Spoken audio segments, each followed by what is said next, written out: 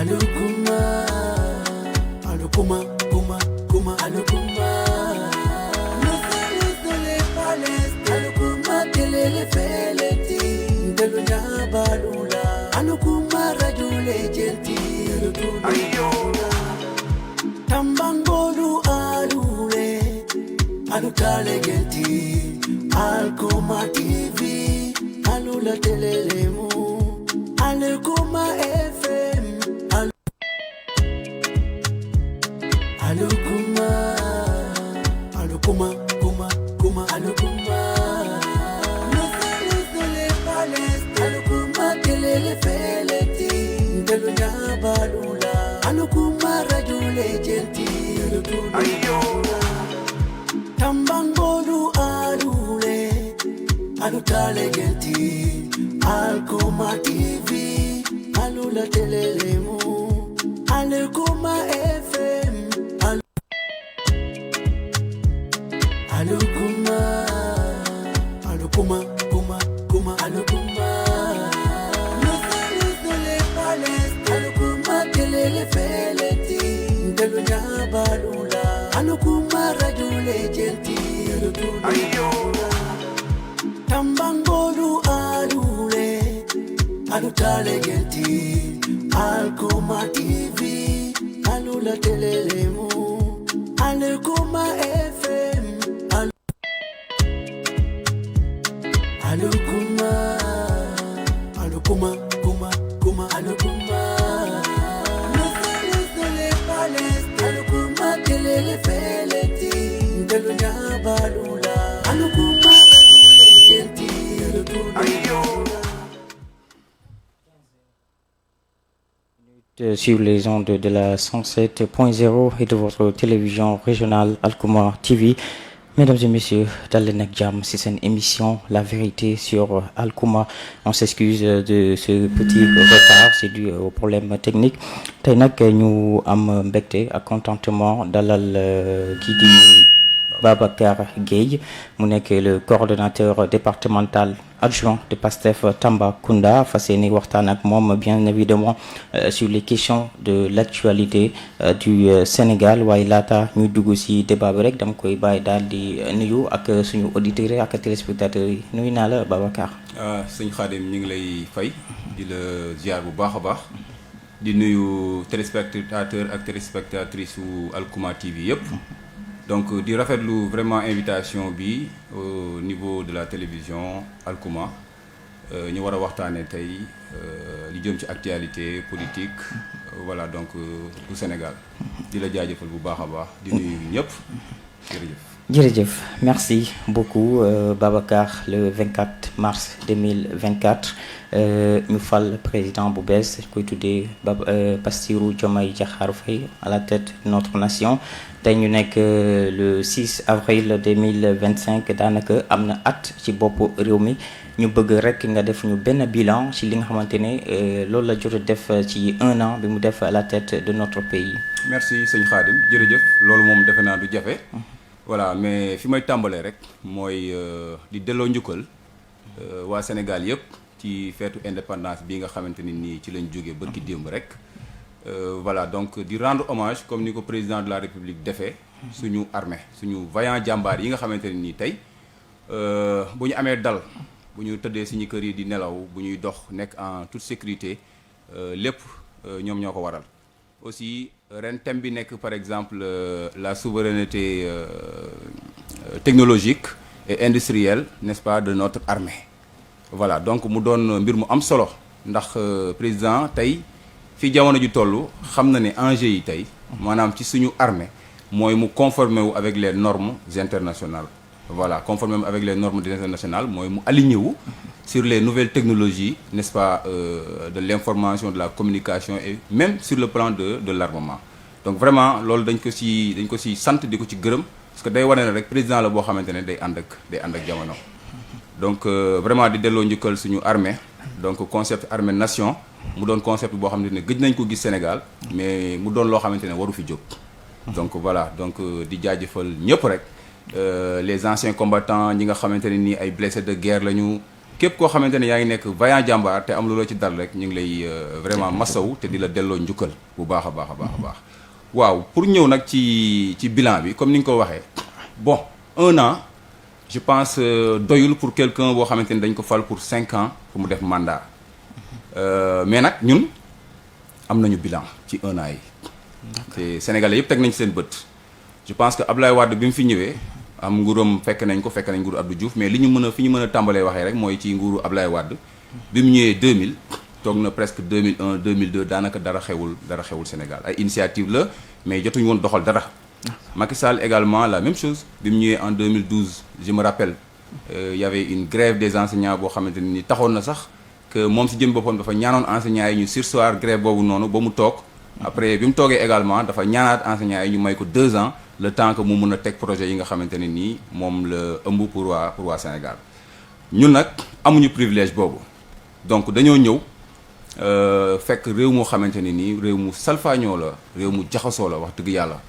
donc cohésion sociale bi président di woote il y a 1 an de cela 2 ans de cela amul woon ci réew mi ci 3 dernières années yi.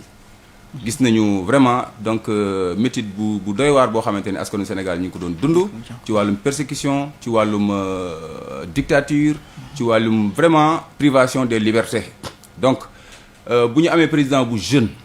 bu ñëw bu mel ni son excellence Bassirou Diomaye Diakhar Faye ak contexte bi nu mu méttee ak ñi fi nekkoon ni ñu caxat-caxatee réew mi bàyyee ñu ko mu ñëw malgré tout cela il est parvenu à faire de très grandes choses yoo xamante ne tey bu ñu ko doon lim pour un état boo xamante ne 1 an la def je pense que duñ fi jóge benn bi ñu ñëwee li ñu njëkk a def mooy xool suñu géej gi nga xamante ne dañ ko doon caxat-caxatee accord de pêche yi ñu arrêté ko parce que dem nañ ba Sénégal amatuñu ressource naturelle ressource halieutique yi nga xamante ne moom lañ doon jëfandikoo ci askan wi ñi di si dund ñeneen ñi di ci suturlaw di ci jaay di ci am seen weccit loolu yëpp ñu bàyyi ay bateaux de gros bateaux des navires n'est-ce pas de pêche yoo xamante ne suñu duggee ci géej maanaam ravage bi ñu fay def mooy ëpp impact positif bi nga xamante ne dañ koy andil askan boobu noonu donc moo tax président bi mu ñëwee li mu njëkk a def mooy arrêter accords yi de pêche yi avec les pays de l'Union européenne. bu mu jógee si loolu il a mis une commission pour la renégociation de nos ressources minières pétrolières et gazières vous voyez donc loolu day wane rek si logique gu souveraineté bi nga xamante ne nii fa la ñu président bëgg a dugal. également il y a la réduction des denrées de première nécessité nga xamante ne sénégalais yi daanaka la plupart moom lañ doon xaar ndax li ñuy jooy saa su nekk nguur gu ñëw mooy dund gi dafa cher waaye nag ay mesures conservatoires la rek mais li président wax mooy que ne tey bu ñu bëggee suñu dund yomb si ñun il faut que li ñuy dundee ñun ñu koy bay donc souveraineté alimentaire sécurité alimentaire moo tax mu wàññi dund gi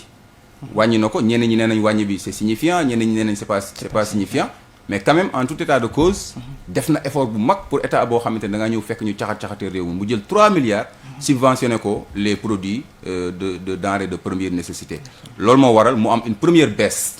donc wàññi woon nañ fi ceeb wàññi fi diw wàññi fi farine wàññi fi ciment voyez wàññi fi sucre produits yu bëri yi nga xamante ne consommation la dañ ko wàññi voilà teewul le 3 bii passé rek defaat nañ dañu wàññi ci ceeb bi nga xam mi ngi doon jar 410 francs léegi wàññi nañ 60 francs boo xoolee léegi mi ngi jar 350 francs te incha allah loolu kanam la jëm te fas yéene wuñu maanaam daal di dellu ginnaaw di wàññi demaat ba ci biir ñu yokkaat ak conjoncture bi lu mu métti métti suñu gouvernement dina fexe teg condition yoo xamante ne nii incha allah askan wi dinañu mën a dund ci à un moindre coût vraiment ci marché bi bu ñu jógee ci loolu également il y a les assises de la justice vous voyez les assises de la justice xam ngeen ne justice Sénégal yàgg nañ ko maanaam accusé naan du justice bu tëddee njaaxaanaay lu nekk ñu yàq ko président bu mu ñëwee li mu njëkk a def mooy mu dajale les acteurs yi nga xamante ne ñoo ngi gravité autour de la justice ñu def ay assises ñu andi ay recommandations mu teg benn comité ad hoc tey recommandations yooyu noonu jox nañ ko comité ad hoc bi ba mi ngi koy finaliser bu paree danañ ko jox ñu ngi ko war a jox bu ko defee ñu jëmmal loolu noonu aussi il y a la reddition des comptes parce que tey boo yoree réew yor ko ci anam bu mu mënti doon même bu dee ci anam bu rafet sax da nga war a def la reddition des comptes kooku c'est un devoir envers le peuple sénégalais ñi ngi ci nag tàmbaleeguñu ni mu ware mais xam nga nguur moom xam nu ma koy waxee yoon ni muy doxee bokkul ak nit ñi ni ñu bëggee mu doxee donte nag war na gaaw parce que askan wi fu mu toll nii ne serait-ce que ñu def reddition des comptes rek doyoon na bilan ci suñu 5 ans ci suñu 5 ans yi nga xamante ne ni ci la ñuy dugg parce que yàq bi toll na foo xamante ne ni tey bu ñu récupérer woon milliards yi nga xamante ne nit ñi luubal nañ ko rek mënoon na assurer maanaam xaalis bi ñuy leb bitim réew ak bi nga xam moom la ñuy leb fii ci biir réew mi yëpp ñu jël ko def ko ci biir budget wu Sénégal. Également, il y a la rationalisation des dépenses de l'État, avec notamment la suppression du HCCT, du CSE, du Conseil économique, social et environnemental, mais également la réduction du train de vie de l'État. Bu ñu koy wax mooy maanaam suñu ministres yi suñu DG yi suñu service public yi li nga xamante ne maanaam moom la ñuy dépenser moom la ñuy utiliser en termes de ressources financières ñu wàññi ko drastiquement. Dégg ngeen notamment yàggul dara président premier ministre bu demee assemblée. Nee na gars yi dañ ko doon jëndloo ay oto maanaam waa président dañ ko jëndloo ay oto mu ne moom du jënd oto yi nga xamante ne ñoo fi nekk nañ leen utiliser ba pare parce que ba tey mun nañ leen utiliser le temps que ñu redressé wu comme réew mi fii la toll il faut que ñu jàppagum ci li nga xamante ne moo fi nekk le temps que ñuy augmenter les ressources n'est-ce pas pour mën a gën a fonctionner bu ñu jógee ci loolu y a également la récupération du patrimoine de l'État xam nga réew mi ñun dañoo naroon toog rek ba jékki-jékki ñu ne génn leen dem leen Guinée wala dem leen Mali ndax sa waay yàq gi bëri na trop jël ay immeuble état jox ko ay nit jël suuf yoo xamante ne état moo ko moom jox ko ay nit lépp teg ko ci yaama neex jël ay oto état may ko ay nit lépp ci teg ko ci yaama neex xam nga état ay matériel am ak ay biens dafa am service yoo xamante ne ñoom ñoo koy gérer c'est le patrimoine de l'état que ça soit immobilier que ça soit bâti de toute façon c'est un patrimoine boo xamante ne ça appartient à l'état kon kenn waru ko jël di ko moomale ku mu munti doon ak lu mu mënti doon nag mu doon par affinité politique wala mu doon beneen affinité bu mu mënti doon alalu état la état moomu ko mais askanu Sénégal moom moo ko dénk état pour mu gérer ko. voilà bu ñu jógee ci loolu également boo ñëwee ñëw nañ ci arrêt des spéculations foncières président bi mu génnee li mu njëkk a def mooy mu dem Mbourkat. Mbourkat ëmpale wu loon li fa am ay politiciens ay notables yoo xam ne ñoo nekk ci dëkk bi ñoo fa dem di fa séddoo ay hectares yi suuf. ñii ay 30 hectares ñii ay 100 hectares vous voyez donc li mu njëkk a def mooy dem foofu xool situation bi xam lan moo xew foofu ñu arrêté lépp lu ñu fa doon def ci wàllum spéculation foncière ba xam mbir yi naka la tëddee foofu bi ñu jógee foofu gis nañ premier ministre dem Anse Bernard voilà plage Anse Bernard également mënu ma koy wax spéculation foncière moo fa am bi mu ñëwee il a fait le constat def na constat bi et ils ont pris les mesures idoines pour vraiment arrêter toutes ces spéculations foncières bi nga xam mi ngi am ci suñu littoral bi wala suñu plage yi. vous voyez aéroport également dañ ko doon caxatee suuf aéroport di ko séddoo vous voyez loolu yëpp donc bokk na ci li nga xamante ne bi ñu ñëwee def nañ ko paiement des arriérés de dette n'est-ce pas des paysans baykat yi dañ daan toog état amee leen ay ñetti atu bor duñ leen ko fay wala ñaari atu bor duñ leen ko fay ñun dañoo ñëw tegale 2020 2021 2022 2023 fay leen bor yooyu noonu yëpp muy tourner autour de presque 80 milliards plus de 80 milliards état bi fay na ko bi mu ñëwee imaginez réew moo xam nga ñëw fekkoo fi xaalis nga mobiliser wu ak say moyens gars yi nag ay ndaanaan lañ dañ leen ko nangul wax dëgg yàlla ay ndaanaan lañ ndax 80 milliards nga jël ko injecté ko ci ay bor yoo xamante ne yow fi nga ko fekk mais comme état continuité la on était obligé ñu fay bor yooyu noonu voyez subventionner les intrants agricoles bu ñu wax intrants agricoles je pense engrais la semence ak les matériels agricoles yi nga xamante ne moom la baykat yi liggéey état def na ci 120 milliards voyez 120 milliards ci biir intrant subvention des intrants agricoles te ren gis ngeen distribution engrais bi ni mu demee du benn promoteur mooy ñëw jël engrais bi di ko jaay nu mu ko neexee wala di ko jox ku ko neex man demoon nekkoon naa ci àll bi gars yi dañuy andi engrais bi nga gis benn commerçant bu ñëw jënd par exemple engrais boo xam ku ci nekk am nga droit am ñaari saak nga gis benn commerçant ñëw jënd saak yépp après di ko jaayaat baykat yi bu dee 6 000 lañ koy jaayee ñu koy jaay baykat yi 12 000 100% de bénéfice donc baykat yi dañoo yàgg a sonn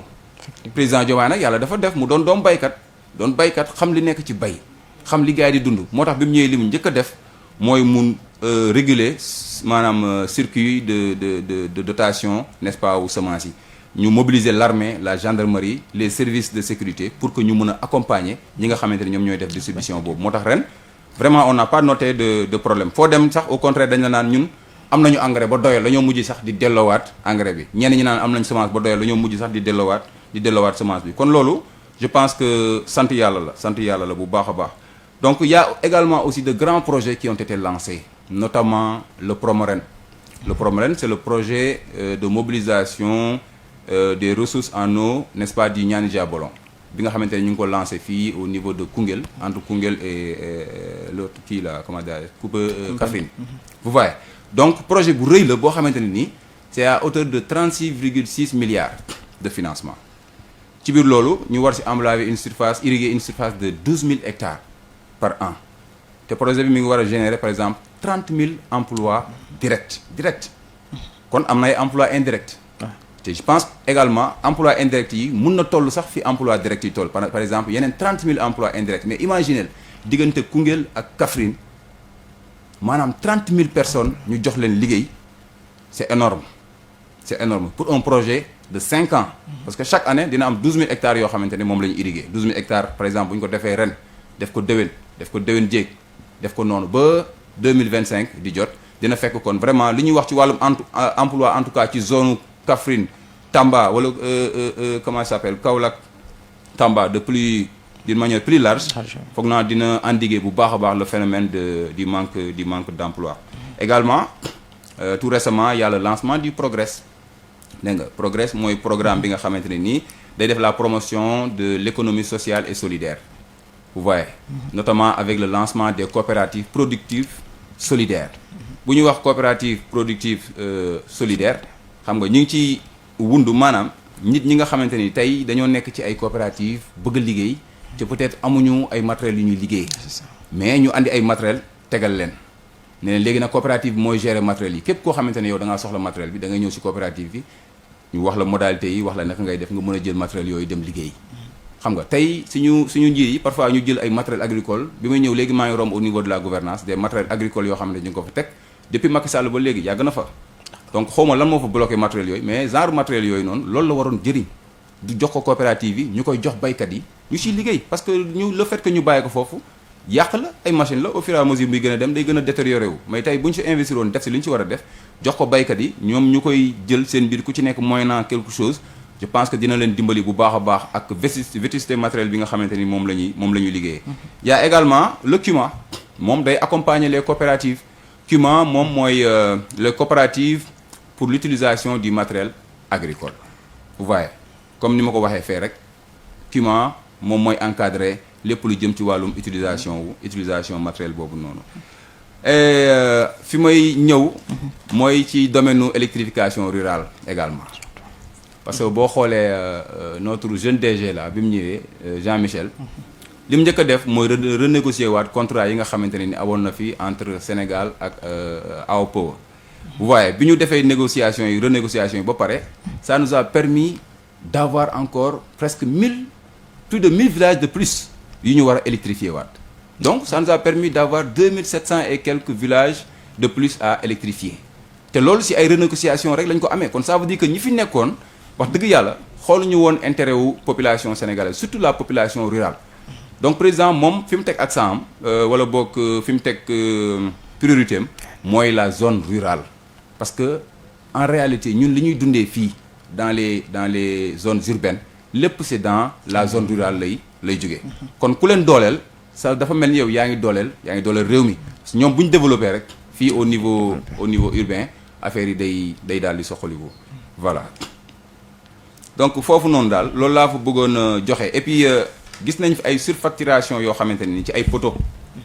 poteaux électriques yoo xamante ni dañ ko doon surfacturer à 2 millions par poteau. 2 millions benn poteau électrique mooy poteau ciment yi nga xamante ni voilà moom la ñuy couler 2 millions Jean-Michel bi mu ñëwee bi ñu évaluer coût bi yëpp mi ngi fekk mi ngi doon 200 000 francs par poteau xoolal loolu 1/10 des 2 millions moom la ñuy defaree poteau yi kon mooy wane rek maanaam surfacturation yi nga xamante ni gars yi ñu ngi ko doon def ci marché yi nga xamante ne ñu ngi ko doon am kon bon du ñu bett daal tey bu ñu nee nguur gi luubal nañu nangam ci ay milliards wax dëgg yàlla dinañ xam ne ci ay surfacturation la jaar te réew mi noonu lay doxee depuis 1960 nag ba tey jii nii fekkewu 1960 mais am na lu ñu ci jot a jàng ci histoire ñoom li ñu daan def en 1 an di ko électrifier ci ay villages mu toll ci 125 villages ñun bi ñu ñëwee en 3 mois le DG de l'ASER a électrifié 165 villages en 3 mois te incha allah il a l'objectif d'électrifier plus de 1000 villages par an ci maanaam au moment où beneen régime bi nga xam ne moo fi nekkoon ñoom ñu ngi doon électrifier 125 villages n'est-ce pas par an D'accord. et puis da nga doon gis ay contrat yoo xamante ne ni d'électrification dañuy dégager budget bi ba pare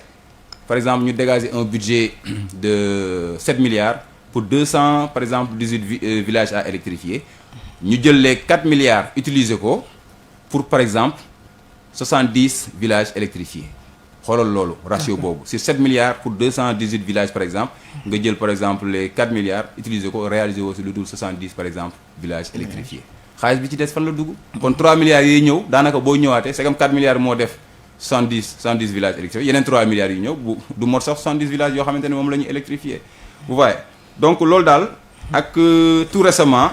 le vote de la loi interprétative loolu aussi bokk na ci suñu bilan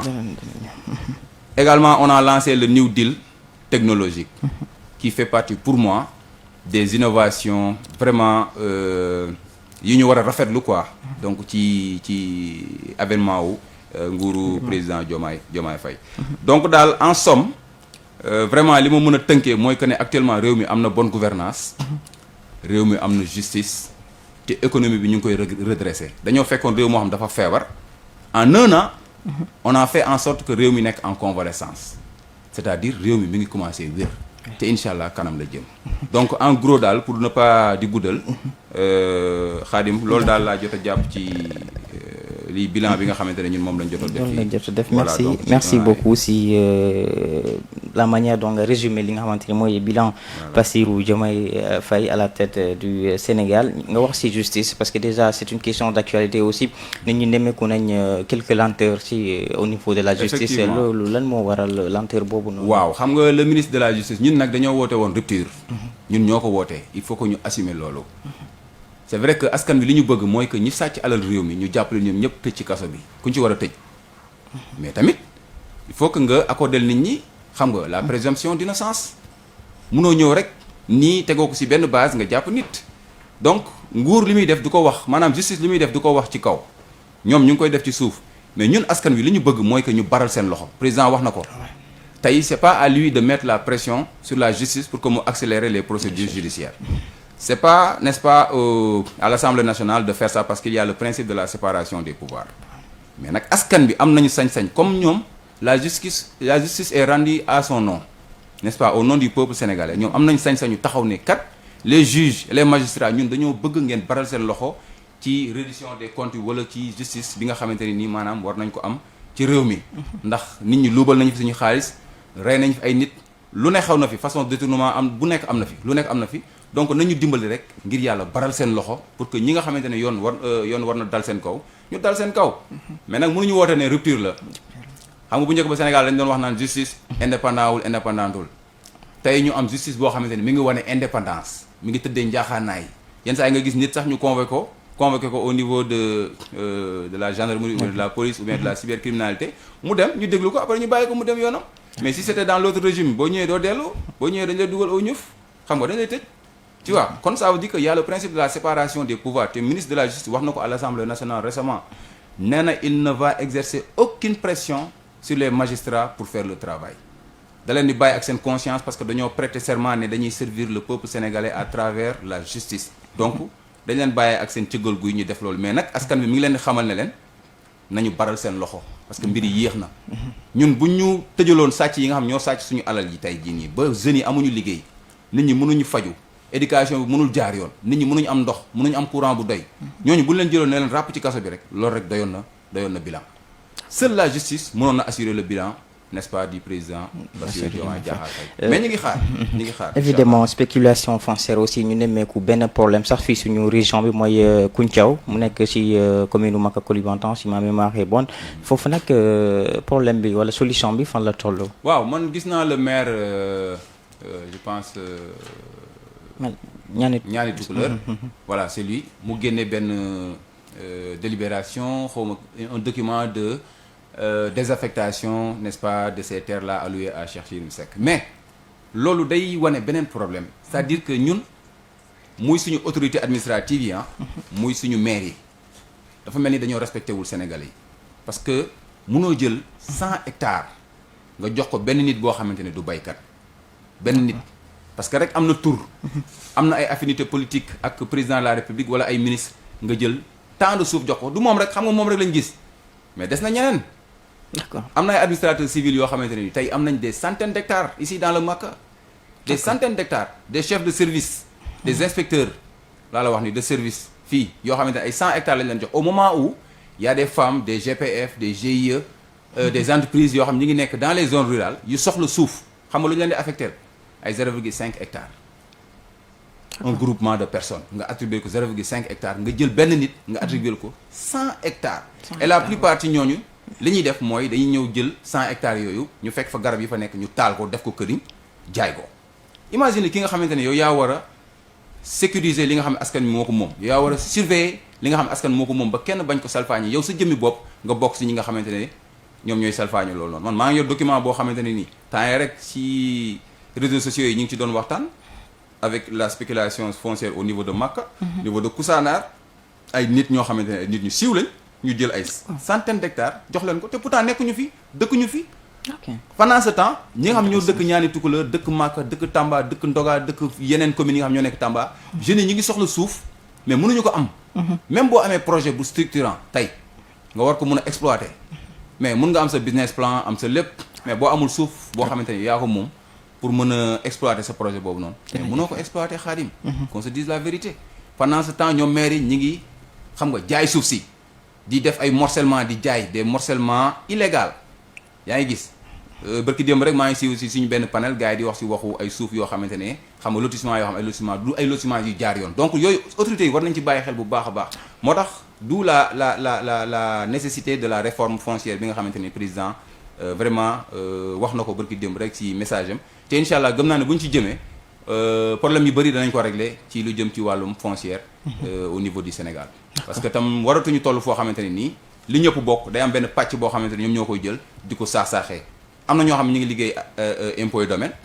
mais xam mbir yi ni muy doxee wala cadastre wala feneen ak feneen mais ñoom seen jëmmi bopp dañuy am ci mbir yooyu noonu ci la ñuy jaar ba mun a am yenn richesse yi tey ku fi am xaalis fii ci réew mi daanaka ñu si bëri suuf moo leen may xaalis mais bu fekkente ni mbir yi dafa jaar yoon amaana suuf yooyu ñu am ñoom duñ ko am parce que normalement yow Khadim boo amee suuf soit mu doon usage agricole wala mu doon beneen usage wala usage d'habitation boo amee boo ñëwaatee di ut même bu fekkee da nga détourner wala continuer ut ay yeneen prête-nom yow mën a def ba mën a am suuf si war nañu am système de traçabilité buy wane ni diw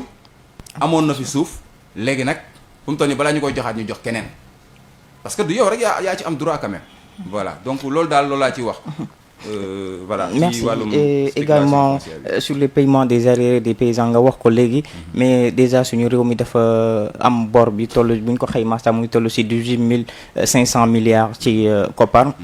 mu ngi représenté daanaka 99,67% de notre PIB loolu bor boobu noonu naka lañ koy fay ak dëkk bi déjà nu mu méttee nii. waaw dina métti. dina métti ñu fay ko parce que président bi mu ñëwee wax na ko nee na on a trouvé des difficultés ici. Dans le pays voilà premier ministre sax mi ngi koy wax naan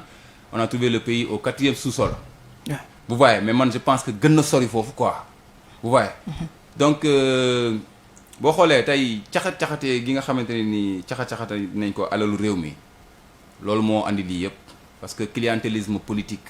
recrutement politique xam nga yaa ma neex mbirum lacc ma génnee ay millions wala ay milliards jox la. gis nañ fi ay ministres yoo xamante ne dañuy génnee par exemple man gis naa benn ministre boo xamante ne mbërëm bu gagné day génne 30 millions jox ko d'un coup un ministre fan lay jëlee 30 millions yi muy joxe d'un coup bu fekkee tibb ko sàcc ko ci keesu état bi ak ñeneen gis naa fi un ministre boo xam dafa ñëw du géréwul wàllum emploi géréwul wàllum dara yëkkati 100 millions jox ko ay jeunes pour ñu jënd si ay Jakarta au niveau de Kaolack ak yeneen xam nga loolu munta ànd ak discipline budgétaire wala discipline financière nañu waxante dëgg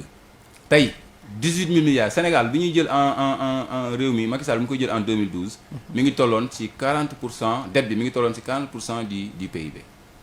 tey ñu ñëw ba 2025 wala 2024 ma yemale ko foofu ñu toll ci comme li nga wax 99,67% du PIB. C'est énorme. Très énorme. Bamba c'est énorme. Presque 50,67% yokku na ci 40% yooyu noonu loolu ñun fan lañ ko foyee. maanaam ñun dañuy leb bor di financer suñu économie mais fan lañ jëm donc suñu génération yi ñëw ëllëg xam nga duñu mës a am indépendance financière ci réew mi lu ñu liggéey rek dañ koy fayee bor maanaam tey bu ñu la nee sa bor mi ngi toll ci 99,67% du PIB mooy maanaam tey yow boo liggéeyoon 100 000 francs par weer 99 000 francs wala 99 600 yi da nga koy fayee bor léegi ñaata ngay desee Bamba 400 francs 400 francs ouais. 400 francs lu mu mën. dara vous voyez mbir mi noonu la tëddee. léegi nag bor bi li ko andi ak fi mu jaar mais xam nañ ko. d'accord xam nga gis nga rapport Cour des comptes bi li mu fi génne. état di jaay état wala ku nekk ci état di jaay boppam. comprendre nga. transférer des fonds yoo xam day jógee ci état ñëw ci sa entreprise ay milliards des milliers de milliards ou bien des centaines de milliards. vous voyez ce que ça fait. Ouais. donc maanaam dafa am laisser-aller boo xamante ni dafay am damaa jàpp ne gars yi fi nekkoon dañoo jàppoon ne ñoom réew mi seen dono bàyyi la maanaam dañuy ñëw def fi lu leen neex. après dem seen yoon dara du leen fekk léegi nag boo gisee loolu noonu nag. ñu tàmm ko c'est parce que régime yi fi mës a jaar yëpp noonu lañu daan doxee. vous voyez dañ daan ñëw bu ñëwee comme jëlee nañ la fi rek ñoom bu ñëwee ñu taaba nëbb li nga xamante ne moo fi nekk. dem seen yoon mais UEMOA moo wax ne maanaam boo yoree nguur.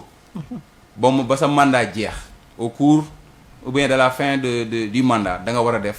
la situation n'est-ce pas des comptes on doit faire un rapport de la situation publique des finances publiques loolu la président Diomaye def ko parce que dafa bëgg a tuumal Macky Sall wala dafa bëgg a tuumal keneen daf ko def parce que ay textes ñoo ko wax ñu def rapportu mandat bi la fin du mandat de 2019 à 2024 ñu def rapport bi ñu defee rapport bi premier ministre génn na wax ne PIB bi mi ngi toll ci 73%. IGF génn wax na mi ngi toll ci 83%. rapport Cour des comptes génn loolu yëpp bi muy am ñoom ñi nga xam ñoo nekkoon ci nguur gi ñu ngi naan du dëgg ñu ngi xaar rapport Cour des comptes bi rapport Cour des comptes génnee affaire yi gën a garaaw toll ci 99,67% ba tey ñu ne doyaluñu xam nga il faut ñu xaar léegi FMI wax xam nga loolu mooy xeeb sa réew FMI ñëw confirmer li nga xamante ne ñun moom la ñu wax mais man foofu dama jàpp ne FMI dafa xaw a complice tuuti ci loolu. parce que man dama jàpp ne une institution bu mel ni internationale bu mel ni FMI lii waru woon romb ci ay bëtam te gisu ko parce que il dispose des moyens de contrôle a priori et a posteriori mais nag lan moo waral ñoom maanaam amuñu contrôle boobu noonu jaaxal na ma tey gis nga devoir de vérité bi nga xamante ni moom la nguur gi jël en tant que responsabilité ne dañ koy def face au peuple sénégalais wax leen li nga xamante ne moo fi nekk président wax na ko bëgg dem mënoon nañu coûter lu nekk mënoon nañu coûter banqueroute comme ni mu amee ci yenn réew yi mais ñun xooluñu loolu dañ ne dañoo war a rendre maanaam dañoo war a wax sénégalais yi dëgg nañ leen wax dëgg dañoo war a wax monde bi dëgg nañ leen wax dëgg lu ñu ci dal ñu xam ne loolu moo ci dal maanaam lu mu ci fekk rek ñu ci góobee ñu gar ko quoi ñu génn wax ñenn ñi génn naan voilà ça va ternir l'image du Sénégal ça va diminuer sa crédibilité pour envers les bailleurs ainsi de suite mais lu mu ñu jural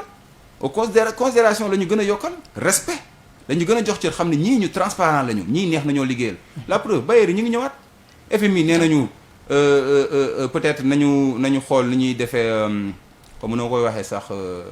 subvention yi ci produits yi nga xam ay produits énergétiques la ak autres mais quand même suñu état am na politique am xam na ni ñu koy defee te fii ak très prochainement gëm naa ne financement yi du yàgg dara incha allah dina ñëw ba ñu mën a continuer liggéey mais nag bor bi moom jàppal ne dinañ ko fay dina métti nag il faut que sénégalais yi def sacrifice parce que boo gisee dëkk bi métti nii yëpp loolu moo ko waral am nañu bor mais am nañ beneen bor boo xamante ne gisuñu ko ah bon bor boo xam kenn xamul fu mu jaar bien sûr loolu la rapport Cour des comptes bi wax nee na am na 4000 et quelques milliards yoo xamante ne nii bor la mais dañ ko nëbboon sénégalais yi mais 4000 et quelques milliards yi fu mu dugg sa waay 4000 et quelques xam nga en 2012 bi Macky Sall di jël réew mi suñu budget Sénégal ñaata la woon 2000 milliards tey ñu ñëw en 2025 ñu am boru 4000 et quelques milliards mais Khadim bon Dieu nañ ñu wax xaalis boobu fan la dugg ñun loolu la ñu leen di laaj c'est la question nañ ñu wax fan la 4000 milliards dugg parce que en 12 ans nga lubal fi lu toll ci 4000 milliards te 12 ans yi sax jëluñu ko maanaam 2019 ba 2024 rek lañ jël 4000 milliards nga luubal ko kenn xamul fan la dugg loolu war nañ ko lijjanti ba mu leer nañ su 4000 milliards yooyu ñëwaatoon Sénégal léegi ñu bàyyi leb bor FMI dootu ñu def ak moom nenn parce que ñun am nañ politique boo xamante ne nii moom la ñu fas yéene doxal maanaam suñuy finance suñuy budget dañ ko fas yéene jëlee sur des ressources intérieures maanaam lu ci mel ni ay lu ñu lancé fan yii nii appel à l'épargne publique yow Khadim nga am sa 10 000 boo xamante ne da nga ko fas yéene denc pendant 3 ans soxla woo ko wala benn 1 million xam nga fu seene dañ pendant 3 ans soxla woo ko nga ne xaar ma dem dugal ko ci épargne publique bi da lay jural ay intérêt yoo xamante ne après peut-être benn bi am na différé d'1 an bu paree ko defee ñu jël sa xaalis bi nga abale woon ñu joxaat la ko ak intérêt yi nga xamante ne moom moo ciy topp donc financement bi ñuy wund ñun mooy un financement inclusif dem ci bailleur ci les entreprises privées yi nga xamante ne nii ñoo nekk biir Sénégal fii dem ci sénégalais yi ne leen il faut que ngeen participer pour ñu mën a financer suñu budget mais waratuñ toll foo xamante ni dañuy leb xaalis di dépenser maanaam dañuy leb xaalis di dépenser ci suñu économie di def suñu économie loolu war nañ ko dépasser te incha allah ci biir 5 ans yi nii bugguma wax 2 ans di gàttal mais gëm naa ne même ci biir 2 ans yi nii sénégalais yi dinañ gis ay résultats bu baax a baax rawatina nag 5 ans yi nga xamante ne nii incha allah moom la ñu fal dinañ ci def lu leer ba sénégalais yi waxuma la 50 ans mais lu ëpp loolu dinañ ko kii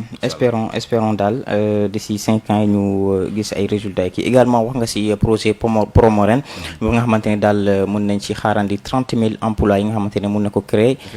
parlons de ça parce que jeunesse et emploi coopérative communautaire yi nga xamante ne daal ndaw ñi Sénégal nee nañ 75% des Sénégalais xëy na peut-être 18 ba 35 voilà ay jeunes lañ donc te chômage bi bëri na fi lool ñu ngi xaarande également li nga xamante ne mooy emploi yooyu noonu nu muy demee. waaw emploi des jeunes dafa bokk ci maanaam suñu ay priorité parce que boo ñëwee ci population boo xamante ni dafa am 75% de jeunes Sénégal loolu mooy chance am xam nga dañuy wax ressources naturelles mais ñun ressources naturelles yi ñu am dafa bëri maanaam les ressources humaines si ressources naturelles yi la bokk maanaam les jeunes qu'on a n'est-ce pas la force qu'on a loolu dañ ko war a exploiter xam nga réew yi nga xam ne dañoo développé yëpp tey gis nga boo demee bitim réew les multimilliardaires sont des agriculteurs ay agriculteurs la ñu xam nga ay baykat la ñu tey suñu jeunes yi nga xamante ne ñu ngi dem la preuve immigration circulaire bi ñuy def fan yii nii nit ñi bu ñu demee Espagne ni ñu fay liggéey mbay la plupart bay la ñuy liggéey foofu peut-être dinañ ne devise bi bokkul xam nga changeabilité wu kii bi de la devise xam nga bokkul mën nañ ne ñooñu seen xaalis moo gën a fort que ñun suñu xaalis moo tax peut-être jeunes yi mais jeunes yi bu ñu amoon condition yooyu noonu fii au niveau du Sénégal mais gëm naa ne kenn du dem di toroxal sa bopp ci réewu jàmbur bu waaye donc il faut que ñu investir ci mbay mi jeunes yi aussi nangoo dellu ci mbay mi parce que ñëpp mënuñu liggéey ci ay bureau président wax na ko Sénégal ñëpp mënuñoo liggéey ci ay bureau sax xam nga da nga dul indépendant mais tey bu ñu la tegalee un projet boo tegee un projet structurant avec un bon business plan état ñëw accompagner la jox la suuf jox la financement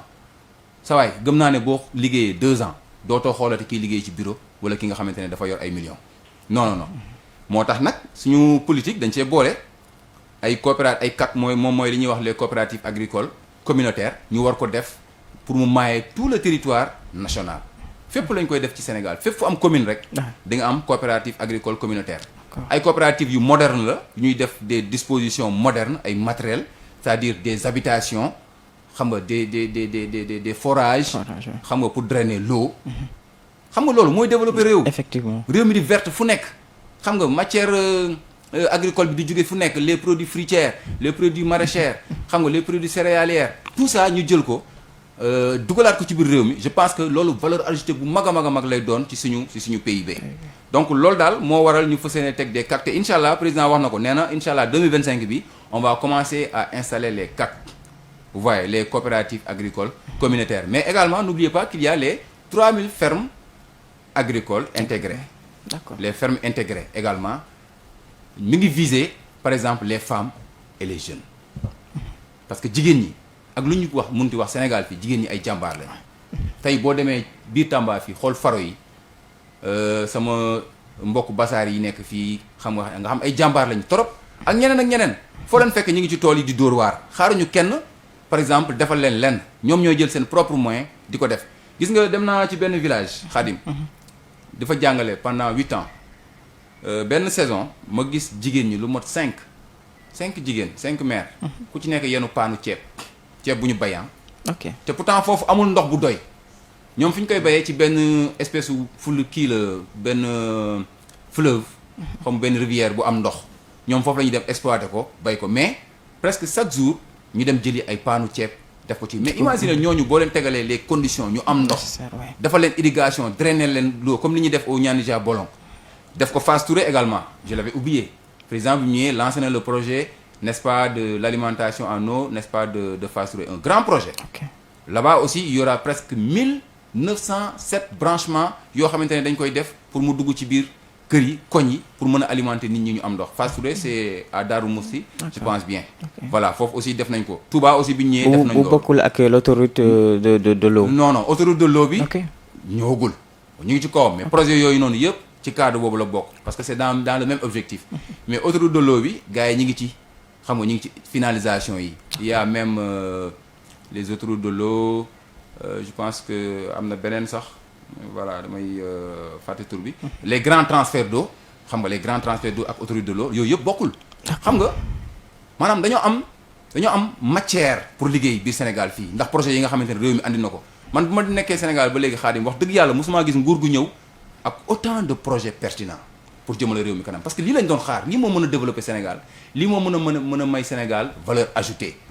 que mu bokk ci pays yi nga xamante ne ce sont des pays développés ñu leen di naw dans la sous-région comme sur le plan international. donc vraiment dañuy encourager état bi ci loolu. Il y a également le programme PAVI pour les femmes et les jeunes boobu DER moo ko yor c'est le programme d'appui programme d'appui et de valorisation des investissements en entrepreneuriat pour les femmes et les jeunes. boobu DER moom moo koy gérer également ñooñu foofu tamit dinañ fa lancer vraiment programme boo xamante ne ni dina tax jigéen ñu bari ñu nekk biir Sénégal dañ leen di mobiliser ak jeunes yi pour ñu liggéey ci projet boobu noonu lépp day dem ci agriculture élevage pêche. xam nga pêche mooy wax pêche. waaye voilà mooy pisciculture quoi. voilà ak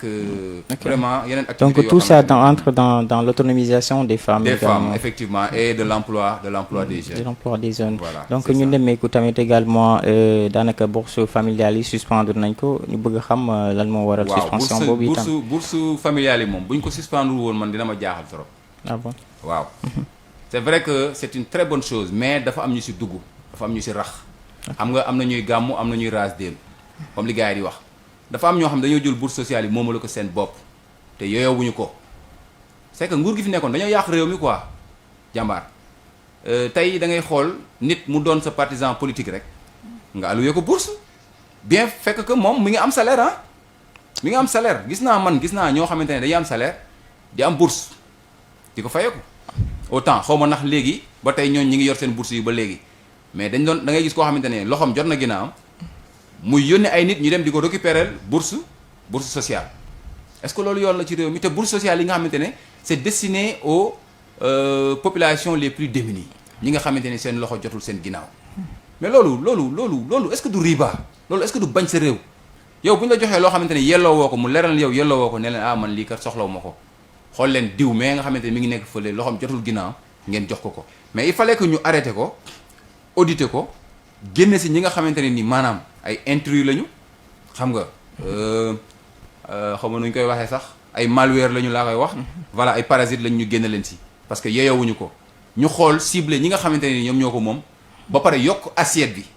c'est-à-dire dañuy yokk assiette bi xam nga boo si génnee ñi nga xamante ne bokkuñu si kon da ngay yokk ñoo xamante ne ni dañ ci waroon bokk te ñu génne leen si parce que bokkuñu ak ñi fi nekkoon par exemple ay orientation politique wala déet looloo tax ñu arrêté bourse sociale yi mais incha allah dañ koy defar te buñ paree incha allah danañ ko yokk. d'accord ci lañ jëm. merci beaucoup la mbokk yi yéen a ngi seetaan wala déglu seen émission la vérité sur Alcouma tey nag dañoo dalal kii di Babacar Gueye mu nekk le coordonnateur départemental adjoint bu PASTEF Tambacounda moom la ñuy nekk en tout cas di waxtaane ci li nga xamante ni daal moo nekk actualité réew mi donc dañuy continuer rek déjà reddition de compte junj nga ko ci say kaddu mën nañ xaar ay poursuites judiciaires ba ci nga xamante ni daal moo fi nekkoon nguur bala président Bassirou Diomaye Faye ñëw. pour Macky Sall. waaw loolu dafa leer. xam nga tax mu leer. waaw Macky Sall dafa trahir les Sénégalais. te dañ ne président boo koy topp da nga koy topp pour haute trahison. Macky Sall lu mu trahiré mooy. dafa prêter serment. ne je jure de remplir fidèlement ma charge ainsi de suite comme le texte le dit. mais également mu ne je vais respecter la constitution et je vais faire respecter la constitution de ce pays. mais Macky Sall deful loolu il n'a pas respecté la constitution du Sénégal dañu waxante dëgg parce que respecter la loi ñàkk respecter la loi weesuwul ñu jox la alal réew mi nga caxat-caxatee ko par exemple norme budgétaire yi nga xam moom lañ teg ñu ne lii lañ teg xaalis bi fii la war a jaar yow nga bafoué loolu noonu yëpp di jaarale xaalis bi feneen foo xamante ne nii maanaam lépp nga xam mooy instrument public bu war a contrôler loolu noonu gisul loolu. Macky Sall naroon na fi def 3e mandat la moo ko ci génne mais ñun loolu yëpp si ñàkk sàmm kàddoom la bokk. bu voyez xam nga gis nga njiit dafa jafe c'est-à-dire moo tax askan buy tànn ku koy jiite dafa war a xool bu baax a baax ñu am vertu am valeur am éthique am responsabilité bëgg réew mi am patriotisme ñu tànn leen man dama gëm man sama gëm-gëm personnel la man dama jàpp ne Macky Sall il avait un problème psychologique avec les Sénégalais ou bien avec le Sénégal ndax caxatee gi ñu caxatee réew mi munoo nekk un bon Sénégalais di seetaan ñu koy caxatee wax dëgg yàlla alal réew mi. Macky Sall moom poursuite mënut a ñàkk ci moom voilà donc li mu fi def mi ngi ne weng tey jii nii bu askan bi nekkee ci toroxtaange précarité bii nii grâce à moom la. grâce à moom bu jeunes yi amul liggéey tey grâce à moom la. tey bu jàng bi doxul grâce à moom la. mais jot na def ay réalisation quand même. waaw loolu duñ ko weddi parce que xam nga réalisation mais à quel coût loolu aussi il faut ñu bàyyi ko xel def na ay réalisation certes parce que bu ñu la joxee réew nattal la budget dugal ko ci sa gafaka ne la lii da nga cee war a liggéey réew mi mais boo demee ba sa terme mandat Macky Sall bu ñu ko joxee par exemple 2012 2019 deful dara mais dañ ko doon dindi mais c'est parce que def na dara mais nag li mu def est-ce que méngoo naag alal ji nga xamante ne moom lañ ko jox est-ce que c'est pertinent est-ce que priorité sénégalais yi la visé loolu aussi ce sont des questions à se poser est-ce que budget yi ñu def ci projet yooyu noonu est-ce que mënu woon gën a néew est-ce qu'il y a pas eu de surfacturation sur les projets publics loolu aussi dafa jar a bàyyi xel xam nga tey ñu ngi wax terre bi nga xam ne def nañ ci ay 1000 et quelques milliards au moment où le Maroc xam nga l'Algérie ñoom ñi ngi acquérir des terres à des sommes moyennant 600 milliards 400 milliards ainsi de suite te ñooñu gën a guddale ay kilomètres ñun ñu ngi ci 50 kilomètres ñu ne ñu 1000 et quelques milliards lañ ci def mais 1000 et quelques milliards yooyu man dama jàpp ne terre bi waroon mën a yegg si ba Tamba même bu yeggul Mali mu yegg si ba Tamba donc loolu noonu rek bokk na si li nga xamante ne également war nañ ko toppee Macky Sall en tout cas il a fait des détournements d'objectifs ak nguuram ay détournements de fonds yoo xamante ni tey il faut que ñu leeral sénégalais yi te loolu justice moo ko mën a def il faut que ñu wax sénégalais yi xaalis bii fii la dugg lii ak lii fii la dugg xam nga tey yor justice di ko manipuler Macky Sall da daan manipuler la justice kaaw Khalifa Sall même bu fekkante ne Khalifa Sall liñ koy tuumaal ba mu def ko du lay parce que mënoo ñëw fekk benn mbir ay nit di ko def rek nga ne comme ay nit dañ ko doon def naa ko mais moom da ko utiliser woon pour une arme politique pour rey Khalifa Sall def na ko ci Karim Meïssa Wade mais bi mu ñëwee ba bu ko def suñu waa ji xam nga le tigre mais sa waay da ko ne du fii gaynde guy nelaw nga mais man tigre laa te xam nga voilà tigre ak gaynde moom am na nu ñuy jëflante boobu moytul tigre defal ko bagage surtout bu fekkee day nelaw te moom da doon nelaw nag yee nañ ko nag xam nga bi mu dalee ci Sonko xam na ne bu njëkkoon si Sonko du yegg ci ñoom Karim Wade ba yegg ci ñoom Khalifa Sall donc Macky Sall il a un devoir de rendre compte aux Sénégalais wax Sénégalais yi naka la yore woon réew mi fan la dugal suñu alal fan la jaarale suñu institutions yi ba tey institutions yëpp nërmalu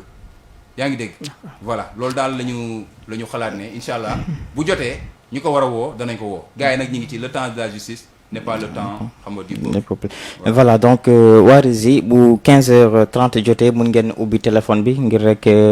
permettre ñi nga xamante ne ñoo ñuy déglu wala seetaan ñu mën a dugg peut-être am nañ laaj yi nga xamante ne daal bëggoon nañ ko lancer également ñu wax ci le référentiel Sénégal 2050 ak également lancement New Deal technologie bi nga xamante ne daal mu nekk ay projets ambitieux quand même mais par rapport ak seen appropriation à la population nu muy demee. waaw man je pense que population bi moom ñoom ils se sont déjà approprié le référentiel. D'accord. Parce que présenté nañ leen projet la woon bi ñu ñëwee ñu comme projet la woon on était en campagne programme politique la woon bi ñu ñëwee voilà def nañ ko un programme de gouvernance mu doon le référentiel Sénégal Vision 2050 te on a fait à Diamniadio la présentation def ay jàppoo expliquer sénégalais yi wax ko ci français wax ko ci wolof ne leen lii la ñu fas yéene liggéey biir Sénégal et jour boobu je pense que tous les sénégalais étaient scotchés sur leur télévision parce que tey sénégalais ñoo amaat amuuru suivre nguur gi ci projet yi nga xam ne à un moment donné depuis jamonoy Abdoulaye Wade amoon na fi paa bi Abdoulaye Wade bu daan wax sax gars yi ñëw toog télé góor gaa ngi wax ñëpp ñëw sukk ñuy toog di déglu xam nga bàyyi ci xel sénégalais ñoo am amouru patrie mais Macky Sall dafa dem ba dindi amour boobu noonu Diomaye nag bi mu ñëwee le président son excellence ak son premier ministre n'est-ce pas exceptionnel monsieur Ousmane Sonko bi ñëwee dañoo andiwaat amour boobu noonu ci sénégalais yi di gëstu di bàyyi xel li nga xamante ne nii moom moo nekk ci biir vision Sénégal 2050 ñu def ko ci 4 axes yoo xamante ne sénégalais yëpp gis nañ ci seen bopp te gëm naa ne plan bi ni ñu ko tegee le plan quinquennal nga xam day nekk 2024 2025 ñëw ci master plan bi nga xamante ne day nekk 2025 comment dirais-je 2024 2034 vous voyez ak la vision Sénégal 2050 bi nga xamante ne day jëlee fii ba 2050 étape bu ci nekk buñ ci tollee ñun danañ def suñu évaluation te sénégalais yëpp nañ xam ne ñii la ñu diggoonte ak ñun def nañ ko ba mot sëkk. incha allah ci loolu la ñuy déjà lancement New Deal bi ñu ngi dem ci digitalisation ci bërëb yu bëri donc ñu peut-être suñu jamono bi ñun jeune peut-être mën nañ approprier wala mën nañ adapté woo ak les moyens de digital mais suñu paa yi wala suñu maire yoo xamante ne daal ba tey téléphone sax du ñu am ci connaissance bu doy est-ce que ñoom mën nañ adapté woo ak li nga xamante ne mooy maire yi sa waay dañoo branché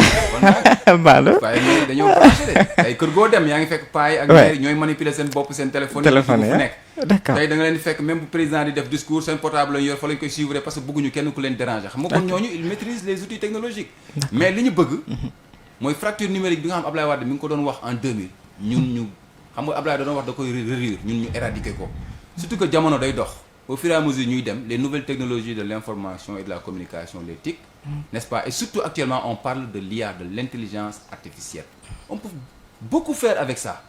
xam nga tey bu ñu ñëwee lancer le New Deal technologique les gens n'ont pas compris gars yi dañu jàpp ne New Deal technologique bi c'est pour un peu informatiser ou bien numériser le système xam nga d'administration publique xam nga des documents ou bien des démarches administratives et autres non du loolu rek yow mën nga toog sa kër yor sa ordinateur di liggéey fekk demoo fenn sa kër nga toog di liggéey di faciliter ay entreprises wala ay sociétés di jëflante ak ñoom di leen jaayal seen i produits wala di kii lépp yaa ngi koy def à partir de ton ordinateur ou bien à partir de ton téléphone tey jamono ji foofu la toll nit mën nga toog tey sa kër bon amoon na xëy na yàggul parce que y a je pense l'université Cheikh Amadou Kane je pense c'est une université numérique vous voyez donc am na jeunes yoo xamante ils sont déjà initiés à ça des personnes âgées également des chefs d'entreprise ainsi de suite mais nag dañ ko war a généraliser ci service public bi yépp tey yenn démarches yi jaratul nga war a jóge fii dem ba Dakar imaginer nga war a jóge Tamba def 465 kilomètres dem ba Dakar pour ut benn casier judiciaire bu fekkee dëkkoo fii wala benn xam nga certificat de nationalité wala leneen ak document bu mu mënti doon dañoo dépassé loolu Tamba alhamdulilah fii ci wàllum état civil wax dëgg yàlla man bokk na ci dëkk yi ma gën a marqué ci wàllum état civil Tamba boo ñëwee sa kayitu juddu pour nga déposer ko dañ ko numériser da ngay ñëw joxe say filiation ñu ne la toogal nga toog en 15 minutes on te fait ça loolu c'est une avancée qu'il faut saluer tey boo demee Dakar di fa wut kayitu juddu boo ñëwee dañu naan demal ba gannaaw suba xamuñu fan nga jóge ak conjoncture Dakar nu mu mel imaginer nga jóge par exemple ba Rufisque wala ba kër Njaayloo wala kër Njaxiraat nga dem ba Dakar war fa uti kayitu juddu ak trafic bi nu mu dansé nu mu méttee ñooy waat la delluwaatal di nga déposé pare ba gannaaw suba nga ñëw ñu soog la jox kayit loolu dañ ko dépassé xam nga ay procédures judiciaires ut ay casier war nga mën a toog sa téléphone à partir de ton téléphone nga def sa démarche yi nga war a def yépp xam nga lancer affaire bi soit mu génneel la ko soit nga dem fi ñu la ko war a génneel ñu génneel la ko mais de toute façon di nga ko am yow ci sa téléphone di nga ko am sa ordinateur que ça soit accessible pour tout le monde loolu dina désengorger déjà les services xam nga publics nit ñi duñ dem di fa rangati xëy suba ba ngoon jot nga am liggéey war ko dem def nga xëy toog par exemple tribunal ba 13h 8h ba 13h toog di xaar ku la war a defaral benn kayit loolu yëpp bokk na ci li nga xamante ne ni maanaam New Deal technologique bi da koy fas yéene saafara si ba ci njàng mi gis nga les enseignants tout récemment le ministre de l'éducation et le ministre de l'enseignement supérieur avec une coopération ils ont décidé de former et d'initier les enseignants n'est-ce pas aux techniques de l'utilisation de l'IA n'est-ce pas de l'intelligence artificielle et des comment dirais-je de l'utilisation du numérique voilà te foofu lañ tollu jamono ji di ku ci jëmul mais tu es en retard nit ñi dañuy dem bàyyi la fi parce que jamono ji fu mu toll nii c'est en perpétuel voilà donc changement. d'accord merci beaucoup waa Rési mun ngeen brancher téléphone bi ngir rek ñu permettre ni nga xamante ne ñoo ñu déglu wala seetaan ñu mën ci participer ñoom itam dañuy continuer rek si thématique bi ba tey mooy le président de la République ni ki barki démb amoon na benn jàkkaarloo ak la presse nationale ba wax ci li nga xamante ne mooy le dialogue national bi nga xamante ne bëgg na ko def le 28 mai. le 28 mai effectivement 2025 ban perspective lañ mën a. d'accord xaarandi Khadim balaa mooy ñëw ci 28 mai bi. voilà dama bëggoon rek nga may ma. dama fàtte tuuti maanaam ci secteur éducation bi may wax waxum initiation au TIC. et à l'IA. fàttali ni effort yu rëy état bi def na ko. ci wàllum njàng mi surtout ci wàllum paiement au rappel yi. donc ci fin de mars 2025 bii rek. état bi fay na 19,53 milliards n'est-ce pas de rappel à des enseignants. vous voyez au moment où yeneen at yi gars yi dañ daan daw ci seen ginnaaw ay rappel pour mën a jot seen i rappel mise en solde également 1198 enseignants n'est-ce pas ont été mis en solde maîtres et professeurs à une hauteur de 5,79 milliards est-ce que vous voyez xoolal effort bi nga xamante ne nguur gi mi ngi ko def également le recrutement de 2000 enseignants mais waxuma la loolu rek négociation yi nga xam ne moom lañu négocier avec les contractants yi nga xamante ne ñoom ñoo yor les constructions des salles de classe ça nous a permis d'avoir si renégociation yi laa wax de d'avoir 2000 salles de classe de plus ak renégociation l'introduction de l'anglais en est également xam nga une innovation loolu tamit bokk na ci li nga xamante ne war nañ ko saluer te incha allah dina gën a jëm kanam parce que innovation yi bëri na trop te dinañ ci jël léegi nag bu ñëwee ci wàllum dialogue bi ngay wax le 28 mai xam nga gars yi dañu tàmmaloon bu ñuy def dialogue les TDR duñu la ko gaaw a yónnee parce que du ñu bëgg nga xam exactement li nekk ci biir bay war a mën a andi ay contre proposition wala nooy contrecarrer loolu mais ñun président comme ni nga ko laajee le 28 mai mais ci avril bii nii déjà TDR yi dañ ko envoyé ñi mu concerné ñëpp et je pense que cette année thème bi mi ngi war a nekk n'est-ce pas le système politique vous voyez le système politique naka la ñuy defee politique Sénégal askan bi yëpp toog ñu waxtaan ñu xool naka la ñuy defee par exemple politique ci biir Sénégal bi parce que war nañu xool politique nag ni ñu koy defee biir Sénégal waratul doon maanaam mbiru borom xaalis politique xam nga bu njëkk ba loolu la ñu tàmbal tout récemment rek da ngay gis ku yor alal wala ñu jox ko portefeuille ministériel wala direction mu yor xaalis jëw ci askan bi di leen ko jox di leen ko jëndee mel ni moom alal jooju noonu mu leen di jëndee moom moo ko moom vous voyez di exercer benn pouvoir boo xam ne yow tey loolu ñu la fal askan wi moo tax ñu fal la ko nga wëlbatikuwaat ñëwaat ci ñoom di leen wan ne damaa doon koo xamante ne damaa am donc damay ñëw ci yéen def politique kon ñëw leen ngeen jàppale ma loolu moo fi xew yi dafa xew yi nit ñi léegi idéologie la ñuy demee xam nga ay argument bu ñu topp nit dañ lay topp ci programme ci parcours ak discours comme ni ñu toppee président Ousmane Sonko ba mu joxoñ ñu son excellence Bassirou Diomaye Diakhar Faye ba ñu fal ko en 10 jours de campagne ñu fal ko président de la République vous voyez donc tey bu ñu demee ba mu ne maanaam day def dialogue pour ñu waxtaan ci ni ñuy defaree maanaam ñuy xoolaatee le système politique donc lu am solo la moom jaar na si. ak tension politique bi nekk si dëkk bi ak tension politique bi nga xamante ne bon relativement actuellement mënatuma wax ne tension politique am na ci dëkk bi ah mais y a des opposants toujours mais opposant fan la opposant am xaalis. y a toujours des opposants. non opposant franchement man moom wax dëgg yàlla. ah mais. tey wax ma ban opposant moo fi taxaw di opposé wu.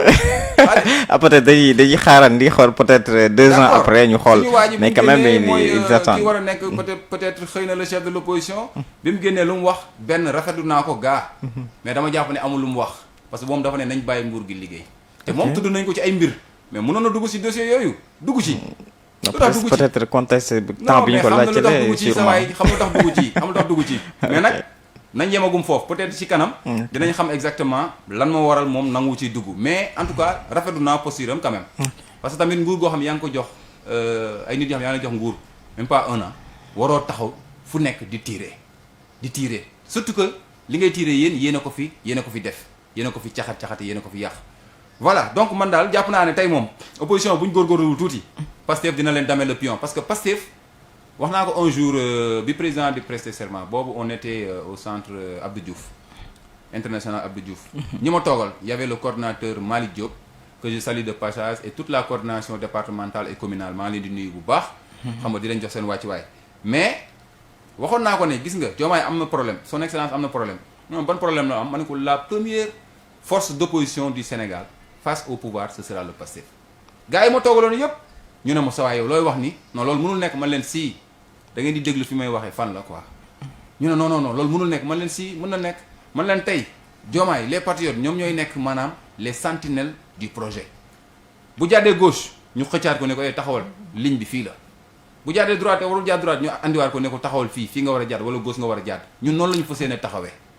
loolu moo tax ma ne leen bu ñu moytuwul parce que ñoo leen ëpp ay argument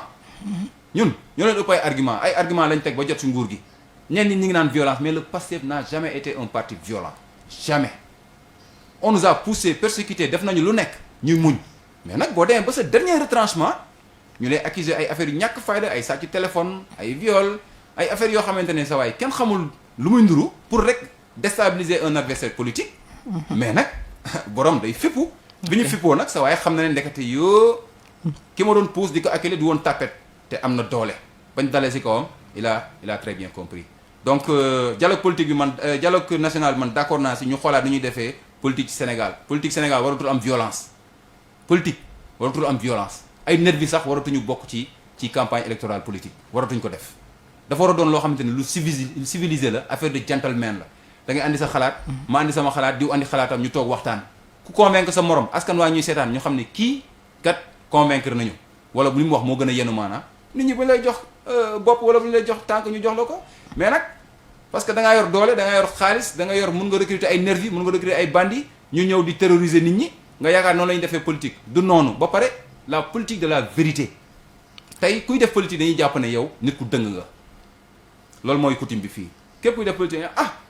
politicien la ñenn ñi sax naan politicien la vous voyez donc loolu yëpp boo gisee li ko andi mooy da nga gis nit démb tekkiwul dara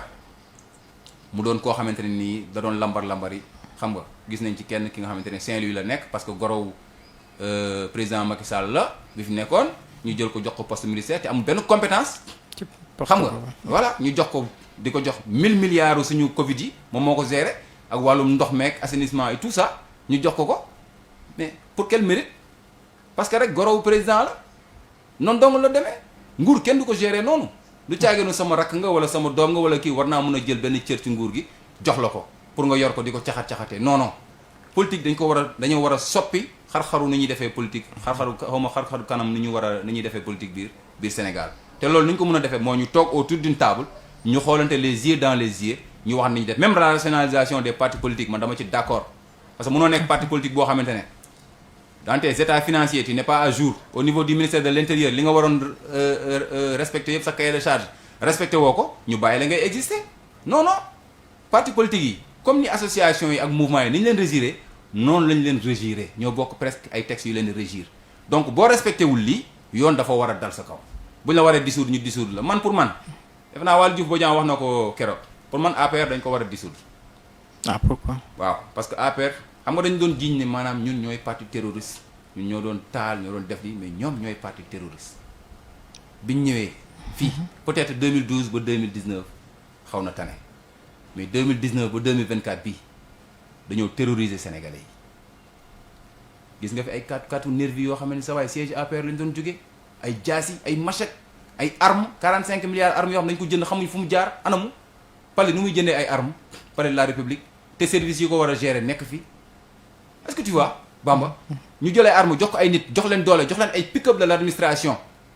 ay pick-up du ministère de l'éducation nationale gis nañ leen les vidéos sont là tey loolu moom kenn mënu ko weddi xam nga ñuy dugg ay siège APR wala permanence APR ça veut dire que kon parti boobu noonu parti terroriste la c'est une bande ou bien une organisation armée boo xamante ne dafa fas yéene dal ci beneen groupe boo xamante ne peut-être parti politique la wala askan bi te gis nañu ni mu demee ñoom dem nañ ba xàmmeetuñu ku bokk Pastef ak ku bokkul Pastef ñëpp la ñuy boole mate parce que moment boobu noonu sonn nañ jaaxle nañu xoolatuñu kan moo bokk ci parti bi wala ku bokkul ci parti bi donc man je pense que parti bu mel noonu dañ ko war a dissoudre ba pare ñu soog a dem ci ay wàllum dialogue pour wàllu wax ci wàllum système politique bi te violence nañ ko bàyyi ci politique ñu andi politique argument politique gu idée politique gu programme politique gu projet man loolu laa gëm. ñu wax si déjà yaa ngi koy wax si ay violence déjà violence yooyu noonu am na fu mu jugee mooy ay problème bi nga xamante ne daal seen leader Ousmane Sonko amoon na ko déjà boo ñu tere ko wala bokk na ci nga xamante ne daal tere na ko mu bañ a doon président de la République wala mu bañ a doon candidat à la présidentielle mooy le problème de viol mooy ak Adji Sarr déjà keroog bu ñu interpréter la loi bu ñuy voter la loi interprétative am na benn député bu ko yëkkati foofu noonu nee na sax il se peut que dafa dañoo war a indi Adji Sarr ci Sénégal ñu rek ñu xam exactement cesse bi fan la jógee problème bi yëpp. kooku bon je pense que terme boobu kii moo ko wax mooy Ousmane Sonko la député Ousmane Sonko. bon man wax dëgg yàlla affaire Adji Sarr moom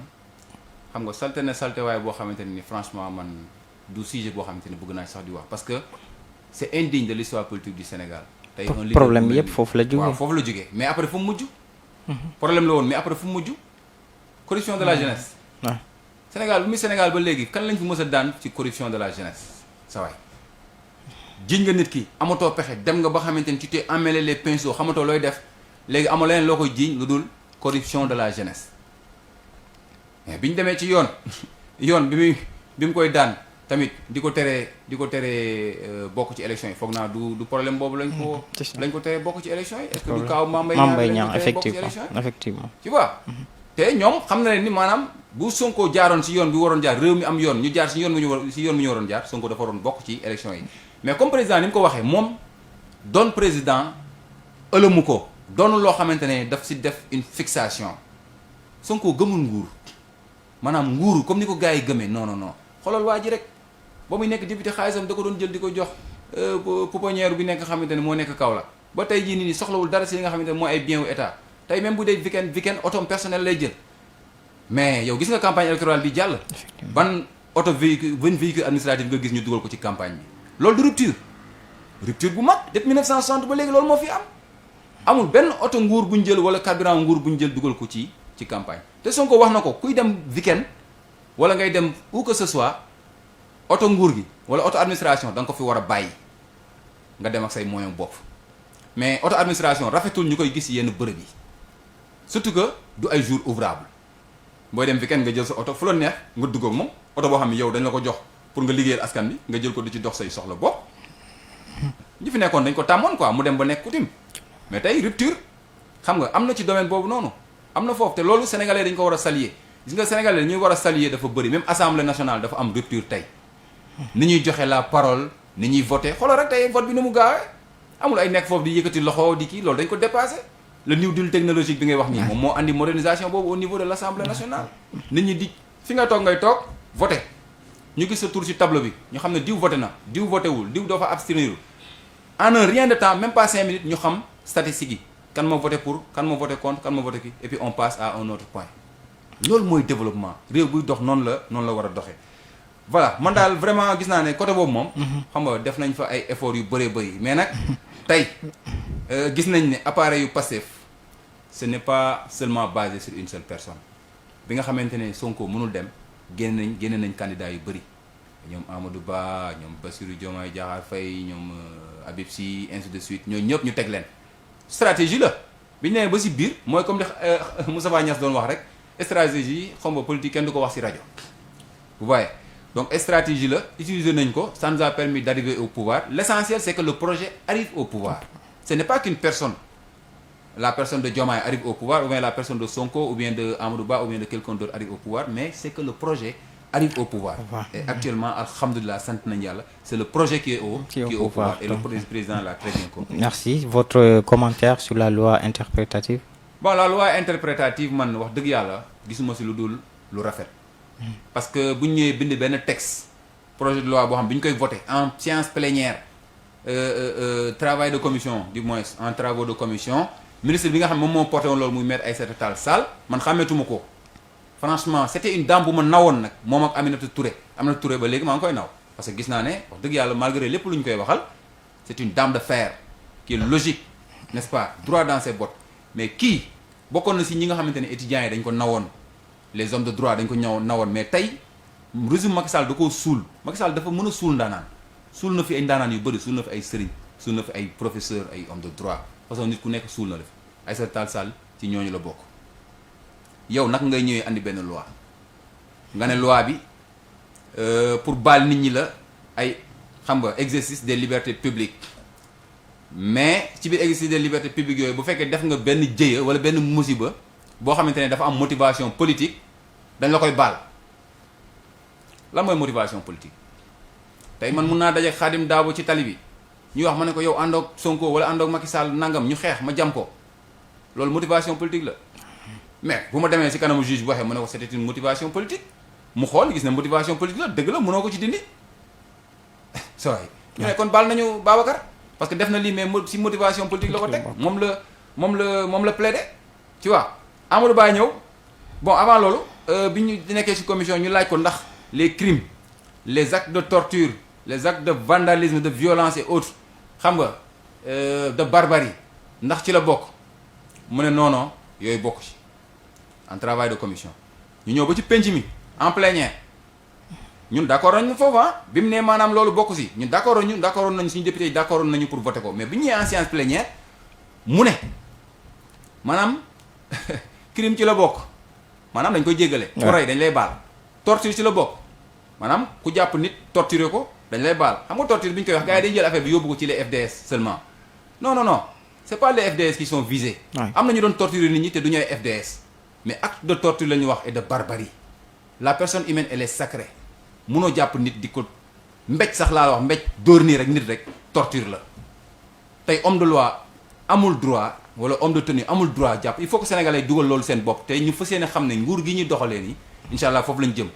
homme de tenue bu la jàpp mbéj la wala mu dóor la wala mu saaga la am nga droit dem porter ko plainte chez le procureur loolu torture la violence boobu amuñ ci benn droit la personne humaine elle est sacrée dañ ko war a respecter léegi nag bi ñëwee plénière ndaw si ne wala ministre Aïssata maire Aïssata Tall Sall ne donc yooyu noonu yëpp ci amnistie bi la bokk dañ koy amnistier gars yi ne leen déedéet loi bi waxul woon loolu esprit loi bi waxul woon loolu bi ñëwee nag tey ba jël nguur te nga xam ne dafa bokkoon ci suñu promesse de campagne nga xam sénégalais yëpp bokk na ci lu tax maanaam ñu jox ñu le pouvoir mooy bis bu ñu jëlee nguur gi la loi d'amnistie ñu dindi ko dindi nag ça ne veut pas dire l'abroger parce que moom ci pièce boobu la ñu bëggoon dugal l'abrogation de la loi parce que xam na ne abrogation day am ay conséquences tu vois tey bu ñu abrogé woon loi bi am na ñoo xam ne seen i procédure ñi ngi en cours de justice heure bii nii kon seen procédure yooyu noonu dootul yeggati Amadou Ba ñëw andi une loi interprétative article premier mu andi article premier tiré wax ne maanaam ñi ngi préciser ni les actes de crime les actes de torture et de barbarie ne font pas partie de la loi d'amnistie dafa leeral loolu mooy loi interprétative loi bu leerul dañ koy interpréter mu leer ci askan bi yëpp xam loolu moo ñu ci dugal mais amuñu benn idée boo xam bu nekk si mais ñan la ñu tooñ